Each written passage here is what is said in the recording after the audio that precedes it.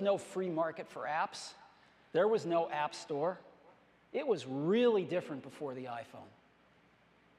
And the iPhone started to change all of that in 2007. It was a revolution. In 2008, we added 3G networking and the App Store. In 2009, the iPhone 3GS was twice as fast, and we added some other cool features like video recording. For 2010, we're going to take the biggest leap since the original iPhone. And so today, we're introducing iPhone 4, the fourth generation iPhone. Now,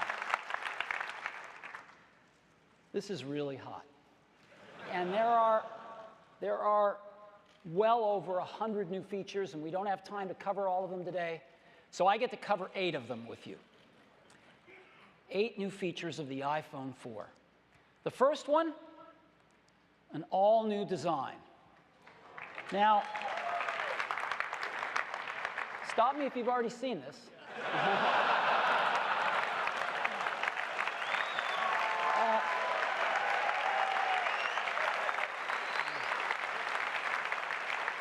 Believe me, you ain't seen it. You've got to see this thing in person. It is one of the most beautiful designs you've ever seen. This is, beyond a doubt, the most precise thing, one of the most beautiful things we've ever made. Glass on the front and the rear, and stainless steel running around, and the precision of which this is made is beyond any consumer product we've ever seen. Its closest kin is like a beautiful old Leica camera. It's unheard of in consumer products today. Just gorgeous. And it's really thin. This is the new iPhone 4. Now,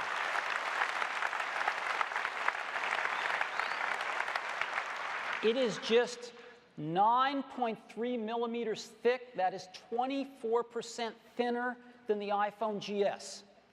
Again, a quarter thinner in something you didn't think could get any thinner. As a matter of fact, it is the thinnest smartphone on the planet. So let me point out a few of the things, a few of the external things on it. Here are the volume controls: volume up, volume down, and mute. On the front, we have a front-facing camera. We have the receiver. We have the home button. We have the micro SIM tray. We have a camera and an LED flash on the back. If we look at the bottom, we've got the microphone, the 30-pin connector, and the speaker. And if we look on the top, we've got the headset jack. We've got a second mic for noise cancellation, and the sleep-wake button. Now, because there have been a few photos of this around, people have asked, what's this? Some have even said, this doesn't seem like Apple.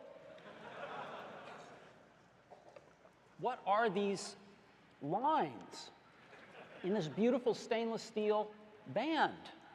Well, it turns out there's not just one of them, there's 3 of them. And they are part of the entire structure of this phone. That stainless steel band that runs around is the primary structural element of the phone. And there are these 3 slits in it. It turns out this is part of some brilliant engineering, which actually uses the stainless steel band as part of the antenna system. And so one piece is Bluetooth, Wi-Fi, and GPS, and the other is UMTS and GSM. So it's got these integrated antennas right in the structure of the phone. It's never been done before, and it's really cool engineering. So we have an all-new design. It's the thinnest smartphone ever. It uses stainless steel for strength. It uses glass on the front and the back for optical quality and scratch resistance. It's got integrated antennas and extraordinary build quality. Again, I don't think there's another consumer product like this. When you hold this in your hands, it's unbelievable. So this is our all-new design for the iPhone 4. That's the first one.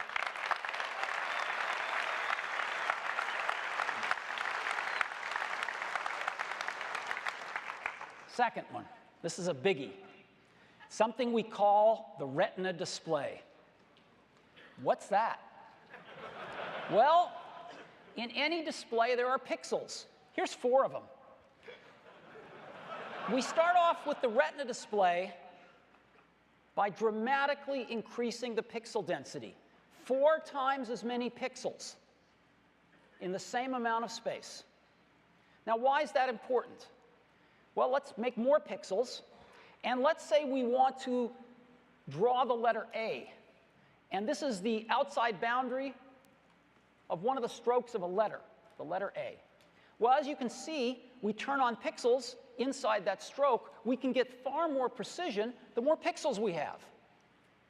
And we play all sorts of tricks by putting different levels of gray pixels on that line as well to try to fuzz it for our eye. But when we zoom out of this, what you can see is that because we have 4 times as many pixels, we get really, really sharp text compared to what we normally get on displays of lesser resolution.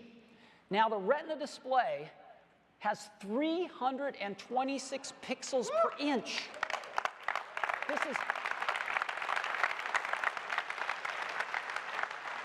There's never been a display like this on a phone. People haven't even dreamed about a display like this on a phone. But it's more than that.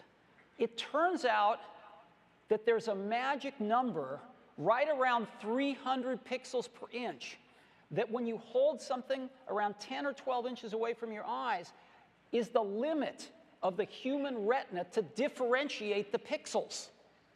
And so they're so close together when you get at this 300 pixels per inch threshold that all of a sudden things start to look like continuous curves.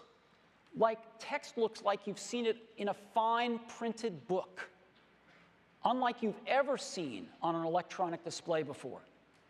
And at 326 pixels per inch, we are comfortably over that limit, and it's extraordinary.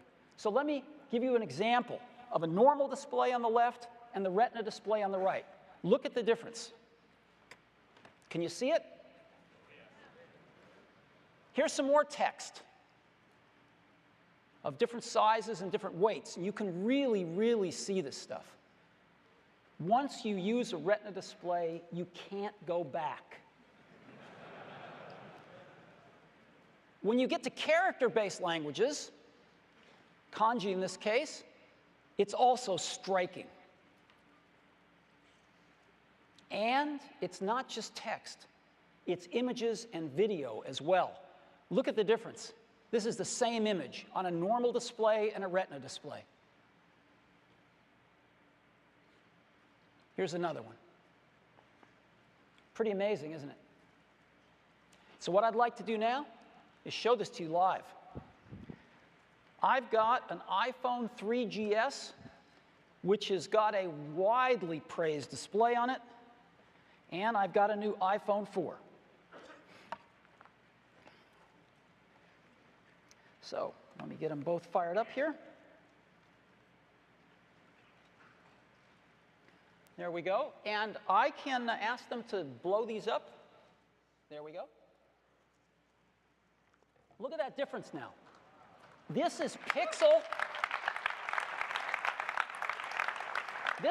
We had to get special projectors for this because most projectors can't display as many dots as are on a Retina display.